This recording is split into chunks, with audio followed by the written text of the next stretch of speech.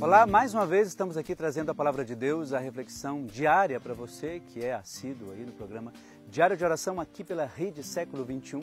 E hoje nós vamos trazer uma passagem que eu diria muito importante para nós, porque ela fala justamente do início das primeiras comunidades logo após a ressurreição de Jesus. E este início, claro, se dá com a participação dos apóstolos, que diretamente e publicamente vão anunciar aquilo que Jesus havia incumbido a eles. A missão não só de serem apóstolos, os discípulos, mas de serem continuadores daquilo que o próprio Cristo apresentou a eles, como referência até mesmo da própria vida de cada um. Então, por isso que é importante a gente ter nesse dia como referência de que os atos dos apóstolos é de fato os atos, as atitudes, o testemunho daqueles que acreditaram piamente na palavra de Jesus Cristo. E tentaram assumir essa palavra, mesmo nas últimas consequências, sabendo que Ele era o referencial da vida de cada um. Por isso que hoje eu quero trazer a você uma das passagens, um dos versículos, em que os apóstolos, claro, eles anunciaram a palavra de Deus com muita vontade, com muita garra, dizendo que acreditavam, era a fé deles naquele Jesus que havia ressuscitado, não só que havia sido assassinado pelas autoridades da época, mas que havia ressuscitado, então esta era a mensagem. Eles proclamavam nas praças públicas, curavam as pessoas, pelo poder de Deus, obviamente, pelo poder do Espírito Santo que estava com eles. E por causa disso, várias vezes, não uma só, eles foram presos. Presos por causa disso. Diziam que era por causa da desordem pública que eles causavam, mas na verdade era porque a fé que eles tinham em Jesus incomodava as autoridades da lei. E o que é importante de tudo isso? É porque antes, quando eles falavam de Jesus, eles diziam, vamos matar Jesus, que acaba tudo isso, acaba essa febre, esse pessoal que está seguindo Jesus vai embora, cada um vai para sua casa e pronto. Só que não foi isso que aconteceu. Os discípulos não se intimidaram. A ressurreição foi justamente o pontapé inicial, digamos, para que eles redescobrissem a fé que eles tinham no próprio Jesus e a vontade que eles tinham de continuar anunciando a palavra de Deus.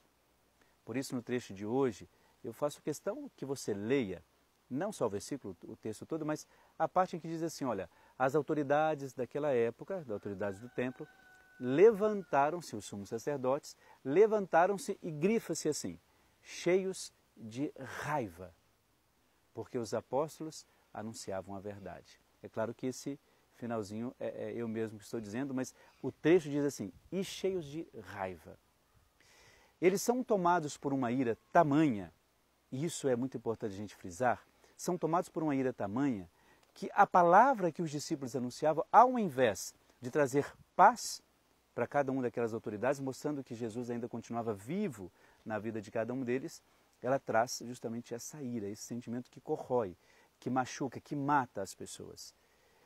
E era um sentimento de raiva misturado com inveja, misturado com ciúme, aquilo que faz com que o ser humano perca a noção, ou perde a noção de falar, de ser sensato nas suas coisas. E foi esse sentimento, claro, que dominou os sumos sacerdotes e por isso eles mandaram prender. Só que os discípulos, pelo anjo, são soltos e são capturados depois lá na praça pública, voltando a pregar e a falar de Deus. Veja que interessante. Eles tinham raiva, prenderam, o anjo do Senhor solta esses discípulos, os discípulos não se intimidam com esta raiva, com esta ira, com esse medo de perderem a vida, voltam para anunciar e para falar de Deus. E eu acho que a gente tem que ficar atento a essas coisas. Porque esse mesmo sentimento de raiva que dominou as autoridades daquele tempo e que fizeram com que elas prendessem esses apóstolos e torturassem esses apóstolos, e não eram poucos, nós também podemos ter. E isso, às vezes, eu confesso que me dá medo. Porque conviver com alguém que tem esse sentimento pleno aí na sua vida, de raiva, de rancor, de ira em relação a alguém, conviver com uma pessoa dessa, não só você pode ser vítima desse sentimento desta pessoa, né, como você pode ser contaminado por isso. Porque quando você tem esse sentimento, você acaba cometendo um segundo pecado, que é de provocar e de seduzir o outro, por esse sentimento de raiva, para que ele tenha a mesma coisa. E passa a agir da mesma maneira que você.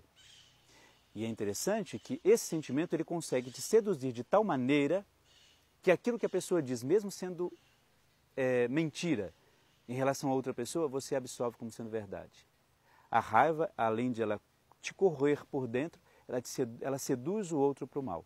Então, a gente tem que tomar cuidado e ter medo disso, porque nós podemos ser instrumentos deste sentimento. Isso é ruim, porque não só nós nos corroemos, mas também nós provocamos o mal na outra pessoa. Foi isso que aconteceu com essas autoridades no tempo de Jesus. Os sumos sacerdotes provocavam, seduziram outras pessoas para que elas fossem contra esses apóstolos. Tanto que muitos perseguiam os cristãos ou seguidores de Jesus, como eles falavam, perseguiam simplesmente para cumprir uma ordem da autoridade, porque a autoridade estava com a verdade. Porém, essa autoridade falava a partir de um sentimento que não era bom, que era um sentimento, lógico, muito ruim. Por isso, é importante a gente tomar isso como reflexão no dia de hoje, não é? E que você pense e analise isso, que eu também pense e analise isso. Será que não é fácil demais a gente ser tomado por sentimentos como este, né? Que vão trazendo outras coisas negativas e que vão fazendo com que você, ao invés de ser anunciador, acaba sendo aquela pessoa que traz aquilo que é diferente para o outro, o que é ruim para outra pessoa? A gente tem que se basear nesses exemplos, principalmente a partir da palavra de Deus, para a gente não se perder tanto. E para a gente não deixar com que estes sentimentos sejam maiores do que a verdade própria de Deus. Então, se por um acaso, em algum momento na sua vida, e a gente sempre insiste isso nas homilias, nas reflexões, e as orações pessoais sempre trazem isso para mim e para você também, toda vez que esse sentimento puder, de alguma maneira, ventilar de estar no seu coração, pense de fato, será que esse é o caminho que Deus escolheu para mim? Será que eu não vou me arrepender depois de ter tido esse sentimento em relação a outra pessoa? Um sentimento que fere, que machuca, que dilacera a vida da outra pessoa? Então, por isso, vamos pedir a Deus de uma maneira muito especial, que a gente seja conduzido por essa ação que levou, claro, os apóstolos a pregarem, a falarem de Deus. Vejam, uma força muito interessante que eles tinham, não é? Eles conseguiam, veja que bonito isso, eles conseguiam, pela ação do Espírito Santo, acreditarem de tal maneira nesta verdade, na verdade que Deus apresentava para eles, que nada era importante para eles, tudo era relativo, somente a palavra e a verdade era mais importante.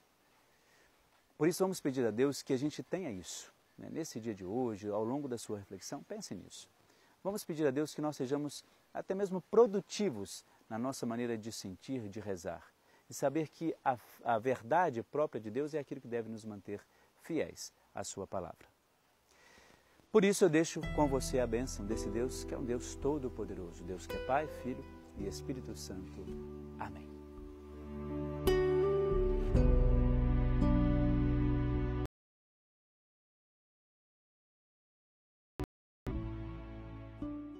A partir do dia 18 de abril, assista